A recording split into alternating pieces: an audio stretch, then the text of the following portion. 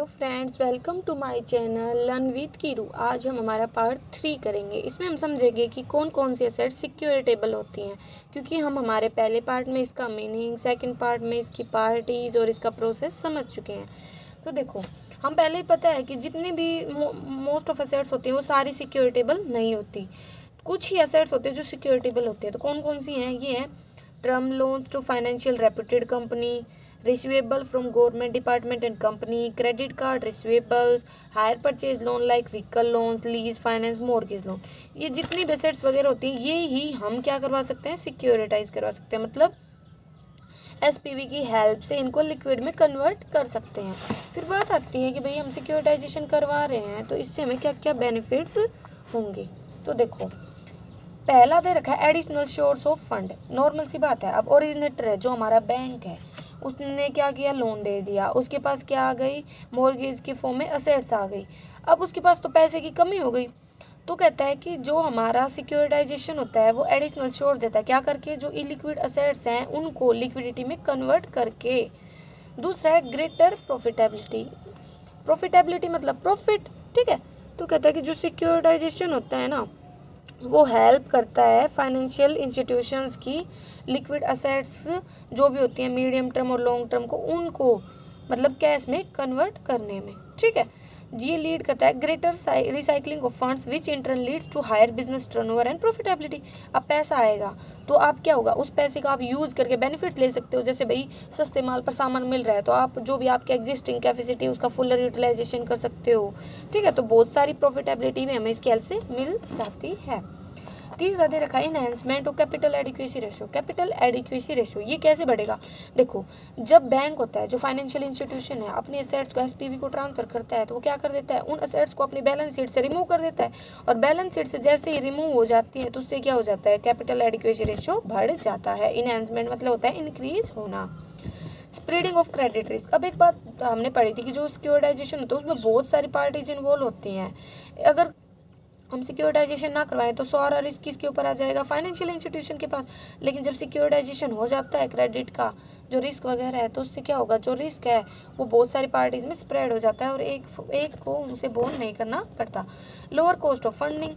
कहता है कि जो मतलब सिक्योरिटाइजेशन होता है ना उसमें फंडिंग की कॉस्ट बहुत ज़्यादा कम रहती है, क्योंकि ये क्या करता है? कैश के फ्लो को बढ़ा देता है, रिस्क को डाइवर्सिफाई करता है और जो ओरिजिनेटर होता है उसे इजी एक्सेस करवाता है मार्केट से। क्योंकि इसमें क्या होता है? जो भी हमारी एसेट्स वगैरह होती हैं उनको हम मार्केट में इन्वेस्टर्स को ऑफर करते हैं छोटे छोटे स्मॉल पार्ट में कन्वर्ट करके एसपीवी की हेल्प से, ठीक है। और क्रेडिट रेटिंग एजेंसी से भी हम क्या लेते हैं?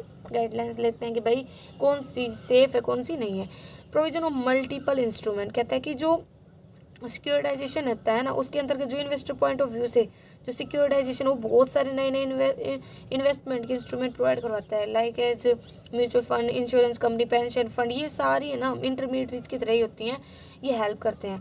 High rate of return offer करता है। अब एक बात बताओ, जो हम बॉन्ड्स डिबेंचर वगैरह नॉर्मली वैसे यूज करते हैं ट्रेडिशनल टाइप सिक्योरिटीज़ में, उसके कंपैरिजन में जो हमारी सिक्योरिटेबल सिक्योरिटीज़ होती है ना वो अच्छा रिटर्न देती है और अच्छी क्वालिटी में देती हैं। किसकी हेल्प से? एसपीवी की हेल्प से, क्योंकि एसपीवी गारंटी दे देता है। Prevention of idle fund. Idle मतलब जिस पैसे का कोई यूज़ नहीं हो रहा उस पैसे के को ये क्या करता है? रोकता है, ठीक है। उससे क्या हो जाता है? बढ़ जाती है हमारी फंड्स की कैपेसिटी। अब एक बात बताओ, अब पैसे ऐसे पड़े रहे तो उसका कोई फ़ायदा है? कोई बेनिफिट नहीं मिलेगा। उल्टा अगर आपने उधार लिया है तो उसका इंटरेस्ट ही बढ़ेगा। अब बैंक के पास पैसा कहाँ से आता है? दूसरे लोग डिपॉजिट करते हैं। अगर बैंक उसका कोई यूज़ नहीं करेगा तो बैंक को वो पैसा एक टाइम के बाद रिटर्न भी करना है, उसके ऊपर इंटरेस्ट भी देना है। तो इससे क्या हो जाएगा? बैंक के लिए तो नुकसान का काम हो जाएगा। इसलिए कहता है कि जो सिक्योरिटाइजेशन होता है, जो भी आइडल फंड्स वगैरह होती है, लिक्विड एसेट्स होती हैं, उनको हटाता है और उनको लिक्विड में कन्वर्ट करके और उसका अच्छे से यूज करवाता है।